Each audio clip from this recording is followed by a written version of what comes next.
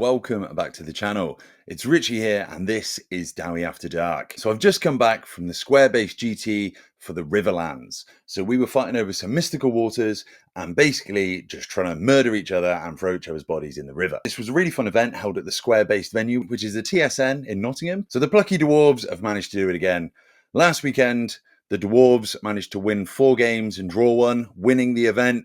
And this weekend, I managed to go 5-0, winning the event with the plucky Dowie. Now, this is an amazing result. I am very, very happy with how the event went. So basically, for this GT, Rob had decided to change up the scenery packs. So if you haven't seen them, the square-based cards are being used all across the world. Now, these cards have become standard practice for most people to use in their tournaments. He has wanted to shift it up a little bit and has added some extra depth into some of those scenarios. So he's tried a full event with a river going down the middle of the board just to make life difficult for everyone. These are basically all nerfs to every army. So for the river, you couldn't fly across it, you couldn't use swift stride, and it also gave cover from shooting. So suddenly the dwarves cannot just sit back and shoot over the river. And also the rivers are classed as dangerous terrain, which is a nightmare for someone who's stunty legs to try and get across. But we managed to do it. We managed to win all 5 games. And they were absolutely amazing games as well. So the list that I took this week is very similar to the list that I took last week. The only 2 major differences between this week's and last week's is that I dropped 3 longbeards from the Death Star, taking it down to 25. I added the Master Rune of Calm onto the Champion of the Longbeards. Now, this is a Master Rune that is 50 points. Now, the only way that you can take this is in a Royal Clans list, because you can take an extra 25 points of runic allocation for your characters. And remember, when you're upgrading your champions, they class as characters for the runic upgrades. So you can get 50 points onto your Longbeards champion, which is really, really nice. So that's going to be another bit of magical defense that I'm going to be using, because if I can make you -2 to cast in an 18-inch aura for a unit that I'm yeeting up the board anyway, so that's a really clutch tactic that I was trying to use. And if you're casting any hexes or any magic missiles at the unit, suddenly you're going to be at -4 to cast because of the magic resist 2 and also the +2 for the Master Rune of Calm. So it's going to be very hard to get those spells off. So that was kind of the tactic I was kind of leaning into. And also I dropped the Rune of the Furnace off of my king, which is a 3-up ward save for flaming. I was a little bit dubious about doing this because if I come up against anything that's got flaming attacks, so in a dwarf mirror match, for instance, if I'm in a challenge with another king or against chaos dwarves, then I really want that 3-up ward. But I couldn't squeeze out the points and I needed a Rune of Passage in the list because the dangerous terrain in the middle of the board, I needed to be able to get those rerolls. And boy, did I need them. I lost so many dwarves over the weekend, even with reroll 1s going through the dangerous terrain. It was a very interesting event because the scenery changes made everyone play completely differently, and it was quite a different field than we normally play into, and all the games were just very, very difficult. They had their own set of challenges because each game, the rivers would change what they do. Because game 1, if you're in the river, every model that was stood in the river would take a strength 4 AP 1 hit. When the second game, if you're stood in the river, you would then gain poison, which means that some armies were just running up with their absolute rubbish troops to try and get into that and then charge out of it. It was very, very spicy. And also at the end of the game, the river was worth an extra 200 VPs. So basically every game became a capture mission, which I really, really enjoyed. I had some really tough games, some really fun opponents, and I had a great, great weekend. Just getting towards the venue now in this fine British weather. It is absolutely glorious here, but almost at the venue and time to throw some dice.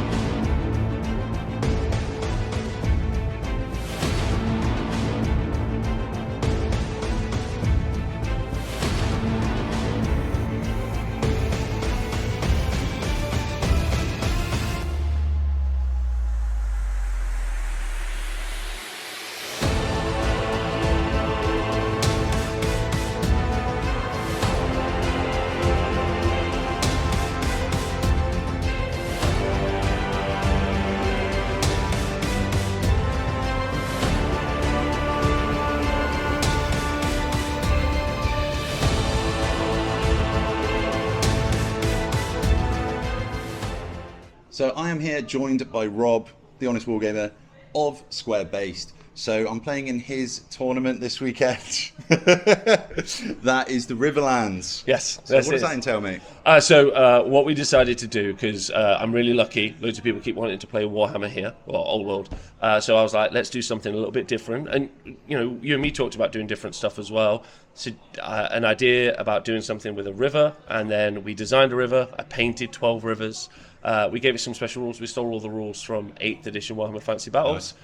Skipped it up a little bit, and then I think had a bunch of people turn up and play, and I don't know, like it's just try something new, and I think, I don't know, you played, you can tell me better than... Yeah, no, it was really fun. So basically what the rivers did is they acted as dangerous terrain down the middle, they stopped swift ride, they stopped flying, so it made the game really, really interesting, and they also added in a load of special rules, so they buffed a lot of armies, nerfed a lot of armies. I just think it's an interesting way to play. All of the games that I ended up playing were really different than normal games. I just think it was just a fun way to play. Yeah, I also added in a bunch of rules to try quotation marks, to affect some of the big meta things like dragons. Yeah. So you can't swift stride or fly over it, like was meant to try and restrict that. And we barely saw any dragons this weekend, and maybe that does have an effect. And obviously it's a bit more zany, but that's a compliment to the Old World rules, because Old World is so amazing for being able to add a couple of extra steps.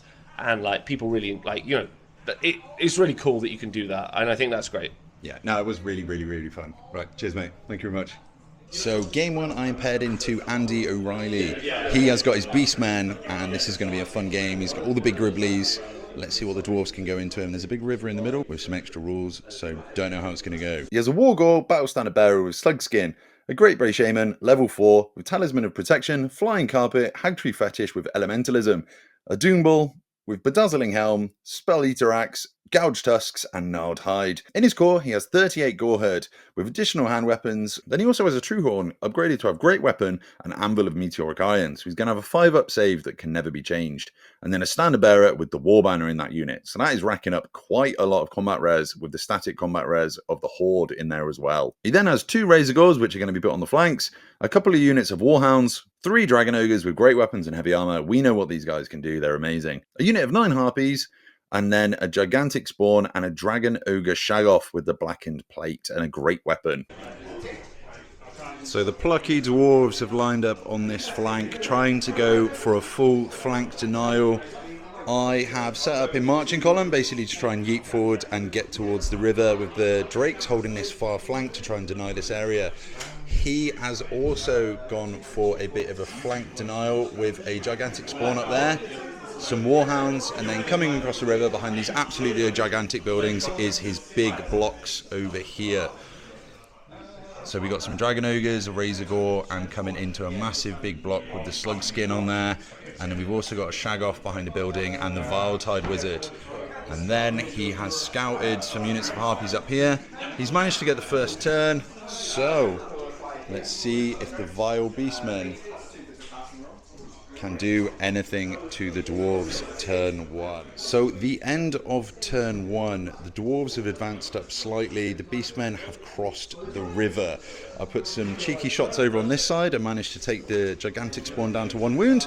Over here, the cart has heroically killed a unit of warhounds and it's probably going to die in a minute. So over here, there is a vast horde of beastmen that has crossed the river and is coming to get some dwarf blood. So he is trying to cast Viletide. This is his only chance to get Viletide off, because my runesmith, the rune spellbreaking, is coming. Can he get it off? It's into an MR2 unit. Let's see what happens. No!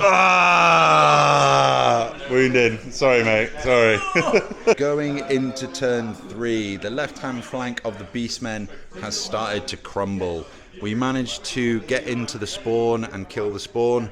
The dogs are dead on this side and the harpies are fleeing. Just didn't flee just enough to take any perils going through my cart over here, unfortunately. Well, not so much unfortunately for him, but... And then we've got a big, massive pile of beastmen over here that are going to try and charge me and hopefully try and kill a load of dwarves this next turn. So the end of turn 3 has been very, very spicy. I've managed to kill the dragon ogres, even though my unit of Longbeards here was Plague of Rusted, so any hit through was going to be -4 or 5 from the Dragon Ogres. I managed to win combat, and then I drilled out to be able to clip this unit here. So now I am in combat with the Shaggoth and the big block of slug skin. This might have gone badly for the dwarves, we'll see, but I want him in combat, and he probably wants to be in combat too. So this is going to be where the dice comes down to the dice. The Iron Drakes over here now don't have any viable targets, but there's not too much else in the army that we're too scared of now, so it's all going to come down to this big combat. Can the beastmen do enough, and can the plucky dwarves do enough as well? Right, so we have literally just finished our game. It was a nail-biter against the beastmen. How did it go? It was great fun. Yeah, it was really, really good fun. I've only played dwarves once, so I knew I had to try and get somewhere. I need to get there. I mean, I had to cross the river. That was the thing. I had to cross that river. I didn't want to cross the river, but I had to cross the river. To be fair, I think I did all right crossing the river. Yeah. It's just when you hit those dwarves, they don't go anywhere. No, they don't. In fact, they expand. They actually get bigger. That's the thing. They go from this to this. That's the changer. Yeah, that was a really, really good game. So I couldn't use my normal tactic, which would be to yeet at you. You kind of just run at me, which then really changed what I had to do. So I had to go all out on the defensive, which kind of come down to who held the centre part of the river.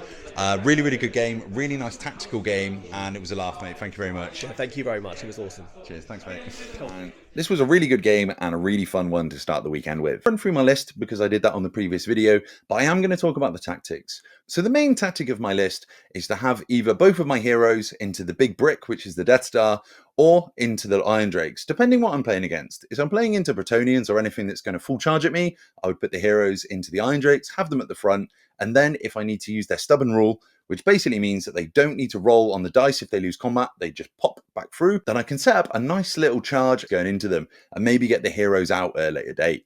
But normally, if I'm going to try yeeting my unit up, which is throwing it forward in marching column once I've already done a vanguard move, but as the Longbeards have got a vanguard move from the Stroller's Banner, normally I'm going to be putting both of the heroes into that unit so they can vanguard up 3, then I can march in column up 12 inches and then strike the anvil and then move them another 12 inches. That's the normal plan so that I can move 27 inches turn 1 or turn 2 if I don't get my buffs off. The main tactic is to get +1 save, reroll saves onto that unit, and then shoot them forward like a dart of angry little stunties. This has a maximum range of 27 inches. You can't go any further than that. Now, a lot of people have asked me what I do if my unit fails and is just stuck there because the anvil didn't manage to cast a spell. So I would never send my unit up the field unless it has been buffed. If it doesn't have the rerolls to save and the +1 save, I will not send it up there. It needs to stay back. You need to get that spell off before you can think about sending it up the board, because you can sit back, wait for them to come to you, and then bang, straight forwards. So this was my tactic going into the event. So I knew that people at this event were going to be planning around the special rules.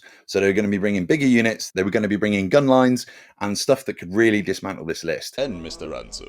Rematch. 1 week in the making. People have been clamouring for it. My next opponent was Andy Ransom of Andy's 2D6. He has also done a breakdown of this event, but he has covered it in a lot more detail than I have. So if you want to see a detailed breakdown of our game, then go over and watch his channel. He is great. He's such a funny human being. Like, the levels of dry humour that come out of that man are absolutely brilliant. Right, so let's have a look at his list. As his general, he has Burlock Daminson. He then has a runesmith with full plate armor and a hand weapon. He also has a battle standard Thane with the rune of Grugni and the rune of Battle with shield bearers, so he's getting those extra wounds. Also has the master rune of Gromril and the rune of Fury. He then has the fireball Thane. In his core, he has 31 rangers in the conga line of death, which we saw last week, which is actually quite hard to deal with. These are fully upgraded, also with the rune of Battle. He then has 2 grudge throwers and a gyrocopter. In his rare, he's got 18 Iron Drakes, just like me, which are upgraded to have the Troll Hammer and the Cinderblast bombs, and the Standard Bearer and Musician as well. Then, a big change in his list from last week, he also has brought 2 Doom Seekers. Now, these are upgraded to be quite spicy. So they have the rune of Alric the Mad, a rune of Wrath, and a rune of Endless Battle. So basically, no armor saves allowed, an extra attack, and then those attacks explode. The next one also has the Warrior's rune, the rune of Cleaving, and the rune of Wrath, and the rune of the Reckless. So this one is just getting extra attacks and extra AP, and it's always a really good game against Andy. Unfortunately, he has brought a gun line, so this could be a bad game for me. This is the hotly anticipated rematch of the Dwarves. that probably nobody's asked for. Right, so I've lined up on this side, which is probably going to be slightly annoying because I'm not going to be able to reach him as Andy is deployed in a massive line, the Conger of Death, again, on this back edge. Can I get to him? I mean, if I can get to him, I can push him off the back edge, and yeah, it's all going to go wrong for those dwarves, but I need to get there. He knows exactly what I'm going to do. I know exactly what he's going to do. It's going to be a great fight. We are playing the mountain pass with the river in the center. It's going to be spicy. Andy is moving his rangers up because they're miles out of range at the moment, so he wants to get further away from that board edge. So if I do crash into him, he can't just fly off the board. These Doomseekers are rushing towards me because they are worth points at the end of the game if I don't kill them. So he wants to make sure he presses the advantage and I actually kill them. The gyro is thinking about what he's going to do, and it's probably going to just try and hide and conserve its points. Whereas these Iron Drakes over on this side are just kind of chilling at the moment and waiting to receive a charge. Going into the start of turn 2, I have just tried to yeet my unit up here, but unfortunately I failed my conveyance. I did manage to kill the Doomseeker that was here. Andy has also thrown a Doomseeker over here, but there is a very big line of Iron Drakes, so let's see what can happen to that. Hopefully he dies. I mean, I kind of don't really want to kill it, but I need to. This big line of absolute nonsense is now going to try and pepper my big unit. Hopefully next turn I can yeet, but let's see. You're a horrible, horrible man. So at the end of turn 2, it went a little bit wrong for the plucky host of Karak Drak this turn. He managed to kill 6 of my big blob down here, and over here I did manage to kill the Doomseeker, but he brought down a couple of Iron Drakes as well. I am a lot closer to him now, so he's going to have to start worrying about what I'm doing. But I'm right in front of him, and I also failed all of my casting with the anvil, so I don't have reroll saves, and I didn't get really, really close to him. So this is going to be an interesting next turn. Can Andy table me on the way in, or can I get to him and kill his units? At the end of turn 3, I managed to kill the Iron Drakes and run them down, but also left myself open for a flank charge. But there is also some stuff in the way, so he might not be able to get to me. There is a fleeing gyrocopter here, which has fled from the Iron Drakes in combat, but this massive unit of rangers is still completely untouched. So let's see what happens. It's quite spicy so far. Andy's army looking great. This is a very, very tense game. It's been very difficult. This is a really, really good map for him. Not so much for the combat dwarves. So it's just going to be pretty much down to dice and who can position better than the other person, really. So after that combat, there was some crazy stuff that happened. He managed to kill a load of my longbeards. I didn't actually really manage to do any wounds to him. Apparently hitting on 4s and wounding on 3s is better than hitting on 3s and wounding on 2s, apparently. These Iron Drakes over here managed to survive. They managed to not get hit back. The pony cart valiantly sacrificed himself though and ended up conceding 3 combat res. It was a draw, so we're going into the next turn to see what can happen. Right, so we've just finished the second game of the event. So this was a map that was very, very good for Andy. So if you don't recognise him, this is Andy Ranson, who runs Andy2D6 on YouTube. Go check him out. He will be running another video of this event. It was a really, really good game. How did you find it, mate? It was a lot closer than last time, and I think my list, with the Doomseekers being more of a threat, I think that's helped. It didn't really help against you because you were forced to kill them because you didn't want to have to deal with them. But other than that, I think the table layout compared to the last time we played, and I didn't put myself so close to the edge, that worked in my favour. You did get into the Iron Drakes this time, which you didn't manage last time with your big brick of doom. Yeah. And the final Longbeard, with his lucky little beard tie, passed down through the generations of his clan. Serves him well. Yeah, it was a really, really close game. Savage, definitely Andy learned more positioning into my army from last time.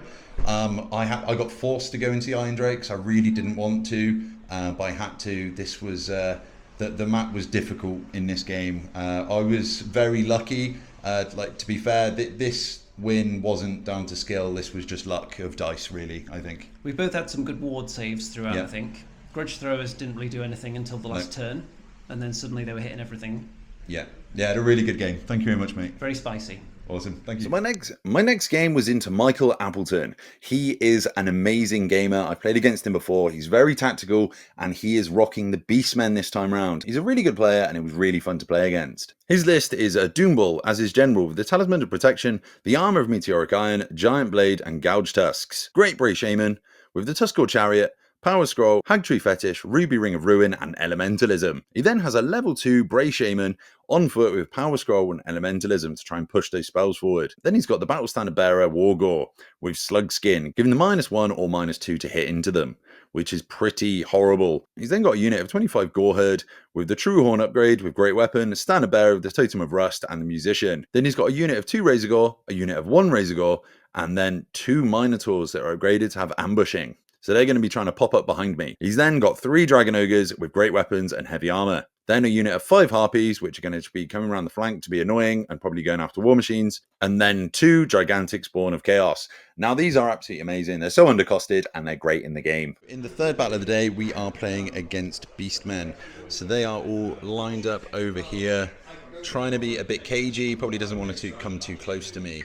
So I am lined up in kind of like a corner defense, but obviously because I'm drilled, I can just kind of pop out in the next turn. The Anvil's holding that flank, toughness 10, he's going to struggle to get through it. So let's have a look to see if the vile beastmen can break through the dwarf lines. So the end of turn 1, the beastmen have kind of come up. The dwarves have pushed up to try and defend this obstacle here. There's some Razorgore that have come up, which are absolutely stunning models, which he's done, which are really cool. And yeah, it's starting to push into each other now. Not much magic's gone on. The dwarves have got a couple of buffs, but the beastmen didn't manage to cast too much. So going into turn 2 now. So at the end of his turn, he's moved up within an inch of me so that I will not get any strength charges when I charge him with being royal clans, because if I did charge, I would be up to strength 7 with my great weapons. So that's a really good play. I've lined up the drakes here. He's popping up behind me as well, and some Razorgore are coming up behind me. So I'm going to try and shoot them with the anvil and just see if I can deal with any of these. How would you deal with these at home? Would you charge into them or would you shoot them? So going into turn 4, there is slightly less beastmen than there was before. The Dowie have managed to put up a good defense and managed to win combat quite spectacularly here. Just managing to make some saves and some ward saves, and unfortunately the vile beastmen couldn't push through. But there are some beastmen down here that are coming to take some points. So let's see if we can try and kill them. So that was quite a big turn for the beastmen. They ran away to conserve some points to try and strip the dwarves of a big victory.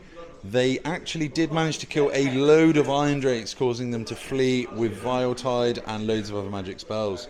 And yeah, there was a small massacre of the Iron Drakes here. The wizards are out in the open though, so going to try and take some points going into the next turn. The Grudge Thrower was killed, but unfortunately the Razorgore is now in combat with the Anvil. So let's see if the Anvil can destroy it. Going into my final turn, into the vile scourge of the Beastmen. I have managed to push away here, but some Minotaurs have finally turned up. The Gigantic Spawn is behind my Iron Drakes. I have reformed my Longbeards up on this hill, and this Dastardly Wizard has jumped out of my line of arc, so there's not a lot I can do about it. The Anvil has managed to kill the bugs and is now in combat with the Harpies. The cart is chilling over in the corner, drinking some beer and surviving for another day. Now, my plans into the final turn is going to be my Longbeards trying to charge into the Gigantic Spawn. And the reason for this is I could do with holding the river as you get extra victory points. So even if I fail the charge and don't kill it, I get the victory points. So let's try it, as these dastardly Minotaurs over here are also going for the extra VP. Right, so we've literally just finished the game and totted up the scores. How did you find the game, mate? I've played Richie before, and it went how I thought it was. It went terrible. It's better than last time. No, I think you did really well, to be fair, mate. Yeah. I think it's always going to be quite a hard game for the Beastmen going into like the Death Stars. I think it's always quite a hard game. Like if you don't manage to break through on that initial push, then you're just kind of not going to get through. It was a really fun game though. How did you find it in the end? I had a bit of so I've never played Cagey before. I just don't think Beastmen do it very well. But your list inspired me to try. I think it worked in the sense that it wasn't a complete smash. I lured you into me a little bit. I was then at the point where I was volatile you. You were shooting me with your Iron Drake, stuff like that. You were winning that war of shooting, so I had to try a little bit of a push.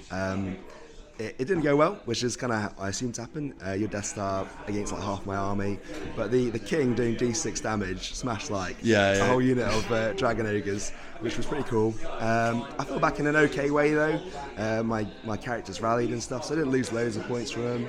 I tried another push into your Iron Drakes with magic missiles, just get some points back, and that also didn't quite work. It's only by like a dude. Yeah, a hero, exactly. dwarf. Well, managed to get him in the end. He did manage to kill the Iron Drakes. So No, you got one left. did I get one left? One left. Well, you He got was the running away. you got Yeah, I the got 3 some, points though. I got He did some. get points though, so it's fine. That was a really good game. Thank you very much, mate. Cheers, man. Cheers, man. Hopefully we play again soon. Yes. See you later, mate. Going into round 4, my last game was against Jack Cropper. Now, Jack Cropper has been on the scene for quite a while. He was an infamous 8th edition player, and he's really good at Old World as well. He plays very similar to me in the respect that he's picking an army that isn't considered one of the meta armies, and then is trying to push that forward and try and do great things with it. He did really well. He managed to get 4-1 with the ogres, and to be perfectly honest, it was a really tough game playing into them.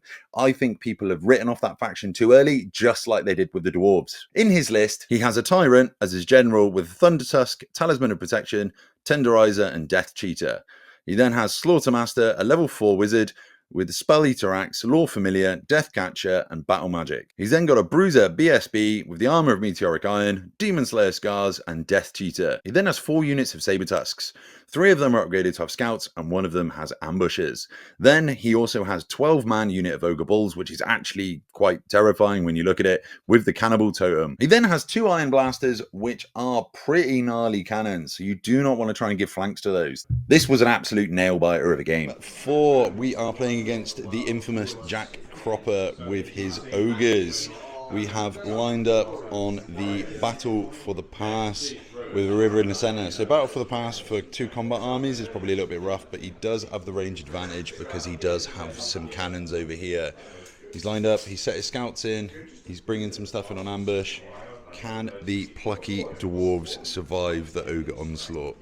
So at the end of turn 1, these have moved here so they can't get shot. There is a unit of Saber Tusks here, just out of line of sight for me to be able to shoot them. I have charged up and then reformed into marching column, look forward. I managed to kill these Saber Tusks here, but they did do their job and blocked me on the way in. The Iron Drakes have just marched up, and he is preparing to try and either shoot me some more or charge into the grudge thrower down in this corner. Depending on what he wants to do, this is going to be a big decision as points mean prizes. So end of turn 2. The dwarves over here have managed to charge into the iron... What are they called? The dwarves over here have managed to charge into the Iron Blasters. One of them fled, the other one was cut down. I have reformed into marching column. Ignore the fact I'm looking that way, I'm actually looking this way. I just couldn't be bothered to move the models. Over here, we have some spells off onto the Tyrant and onto the big unit of bulls over here. The Tyrant is getting ready to charge across the river into the Iron Drakes. The Iron Drakes opened up and didn't do any wounds. So my plan to guard the river probably isn't paying off currently. Now, in a bit of good news, which is quite funny actually, so his Saber Tusk is over here, my cart has run up behind them, so he's going to have to run away from them and risk getting shot by the anvil. So at the end of that jam-packed turn, the Stonehorn failed his charge, rolling a 1 and then a 1 on a swift stride, which means that he couldn't get through. The Iron Drakes managed to do some wounds in, he's taken 5. The Iron Guts? The Bulls have marched up here to try and get into the Iron Drakes as well. Over here, my King and the Longbeards have lost quite a lot of guys to dangerous terrain, which is really, really annoying, actually. And then the Duel of the Ages over here. The Saber Tusk and the Cart have done nothing to each other yet. So, can the Stonehorn get in? Can it kill the Iron Drakes? Let's see. At the end of my last turn, the Iron Drakes put up a valiant defense, but unfortunately died. My big block is just coming up a river behind these, but they do have a turn to try and get away from him, and he is going to try and nab some points over here. Let's see if the ogres can do it and get away from the dwarves. So we have just finished our very tense game, which was the 4th game of the event. And how did it go, mate?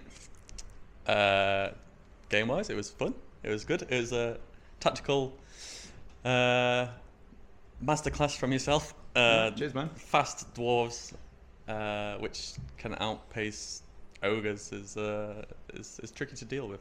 Yeah, it was a really, really good game. He did have a masterstroke by sending basically my big combat brick over to one side, where he brought all of his stuff down the other side to try and conserve points and then try and get into the anvil. But I did manage to catch him. It was a really, really good game. I haven't managed to play against him before in singles, so it was really good fun. Do you reckon you'd have done anything differently? Yeah, well, I made a mistake going into the anvil, forgetting that I just couldn't wound it with my ogres, with the bulls. But I did tell you. You did tell me. So, but I don't think at that point you had me sort of penned into a corner anyway. So I don't think there'd been much difference. I could have sacrificed my tyrant and probably saved the block, but I think it's evenish points anyway. So I don't think it would have made that much difference. I could have rolled better on break tests. That is the issue. The fact it did come down to dice at the end is always really good. Right, thank you very much, mate. It was a great game. No worries. Jack also managed to win the Jack-Off at the event, which is basically him and Jack Allen have got a personal rivalry going on where they always seem to play each other and always end up having a Jack-Off in the event. So Jack Cropper managed to win this time, so Jack Allen's going to have to pull his finger out to try and beat Jack Cropper in the next Jack-Off. In my next game, I played against Ginger Steve with his Orcs and Goblins. He is a really, really great bloke. He's so funny. He does quite a lot for the community as well. He's a really, really nice guy. And the fact that he doesn't get to play much just shows how good a player he is, considering he got a really solid score and doesn't actually play that much, which is pretty crazy. This was a really fun game. My entire army's got hatred against him. His goblins have got hatred against me. He's got the poison brick of doom with his goblins and loads of artillery. He even made a joke that his list was basically being a dwarf, but trying to do it better than being a dwarf. So we'll see in this game who can dwarf better. In his list, he's got a goblin obnob, level 4, with Lore Familiar, Ruby Ring of Ruin, Elementalism, and then he has a level 4 orc wizard with Idol of Mork and Battle Magic. He then has an orc big boss as his battle standard bearer on foot with heavy armor, great weapon and shield. He also has a Night Goblin Big Boss with Spelly Thorax. In core, he has 19 Black Orc Mob with full plate, veteran, 11 shields, 10 great weapons, 9 additional hand weapons, and the big red raggedy flag. He then has a unit of 53 Night Goblins with 3 Fanatics, and these upgraded to have the Spider Banner, so they have the poison shots. So this is one of the units that's kind of being the big bad at the moment. And then he also has 2 Demon Divers and 2 Rock Lobbers. Now, he did realise just before the event that actually this list that he submitted was illegal. He managed to trim off a couple of points, putting in a chariot instead, so it was actually a legal army, because you need 3 units to be able to make a legal fighting force. But don't worry, he played with a legal list at the event. So in the final game, I am playing against Steve's greenskins. I have lined up the Iron Drakes here to take advantage of all of that difficult terrain that the models are going to have to cross. I have the anvil here within 27 inches of his front line, so he can get some really nice shots out. And then just around the back of here, I've hidden my grudge thrower so that he's going to have to scatter if he goes for it with his artillery. Then I have the cart, and then I have my big unit of Longbeards drilled in marching column looking forwards. They are facing off against the vile Black Orcs, the Urks and Groby. So we have all the artillery up on the hill here with a wyvern behind them to pop out. A massive unit of goblins here with the poison banner. So they are going to be trying to rain down death on me with 6s. And then over here, we also have a chariot that's going to be coming up the flank and trying to come round and kill some Iron Drakes. So the dwarves have just won the first turn. So let's see how we get on and see if we can destroy the Urks and Groby for Grubney. So he needed a 12 to stop my move again, and this jammy absolute bastard has managed to stop my double move. So I am stuck on my side of the board. Cheers for that, mate. That was more dangerous terrain for you. That's all. I know. Cheers, mate. So at the end of this turn, the chariot over here is dead. These goblins have moved up here to get the 6-up ward save that's from the Magical River. He has postured backwards over here. I actually failed my charge, rolling a double 1, so I end up just kind of chilling in the river, unfortunately. So he is trying to stay out of my charge range, doesn't want to do too much. He did manage to kill the cart round here, but he did whiff on killing the grudge thrower. So can the terrible, terrible scourge of the Grobian Urks defeat the Orcs? Let's hope not. So we have got into combat over here. He has charged into my big brick with his big brick and the wyvern. We have got a challenge off. It's a general off. Who can come out on top? Is it the dreaded Urk, or is it going to be old Dane Snorri Biter over here himself? What do you think, mate? Have you got this? Black Orcs, hands down. It's gonna do it. Have you got an ogre blade? I haven't got an ogre blade. Well, I've got a D6 damage blade. I've got a bigger than an ogre blade. I do have a bigger one. I'm also immune to multiple wound as well. Sorry, mate. We'll come back in a minute. So at the end of that turn, the orcs lost combat by 3. The challenge continues between the king and the wyvern. The king actually whiffed all of his attacks into the wyvern whiffed all of his attacks, but the shield bearers actually managed to do 2 wounds to the wyvern. Let's see if we can do some more wounds going forward. It's now the dwarves' turn. The iron drakes are lined up against the greenskins. Let's see if this combat can be won for the Dowie. So we have just finished the final game of the weekend. And how did it go for you, mate? I'm not going to say that was fun. No, it was fun. It was painful, but it was fun. I think we did have a really good time. I did manage to, unfortunately, beat the greenskins. So we managed to push the green menace back. It was quite, to be fair, it was kind of a bit of bad luck. I managed to push the wyvern through your own units. I mean, I wouldn't say it was bad luck. I think when you're re-rolling saves, you're re-rolling hits, you're wounded on 2s. Yeah, that's not really luck. That's planned. Yeah, so with the anvil rerolls, obviously you can get your reroll saves if you get the spells off. And then with hatred, we do go quite well into greenskins. So this was a relatively favourable matchup. But it was still a great one. Cheers, mate. It was brilliant. Thanks. Cheers, mate. Overall, I was really happy with how the event went and how the dwarves performed. They were rock and they were stone, and the tides of the Riverlands could not move them. I had a really great time. Thank you to all of my opponents. You were all brilliant. While I have you here, I would just like to do a special thanks to my channel members, Magic Machek, Tim Pitcher, Close Order, Roll the Initiative Gaming, and Tom Boller. Thank you so much for supporting the channel. It really means a great deal. If anyone wants to start a dwarf army and potentially use this list to see how you get on with it, so there are discount codes down below for UK resin print. All you need to type in is Dowie After Dark, or message Tom directly and tell him that Richie sent you from Dowie After Dark, and you get 15% off those orders. So if you want anything, let him know and you can get a deal on that. Thank you so much for watching. I'm going to go put some trophies up, I think. Thanks, guys. I'll see you next time. Goodbye. In the night of stone we march so bold, with our sharp and heart so cold. Through halls of old, our vengeance sparks in shadows dark. It's Dowie After Dark.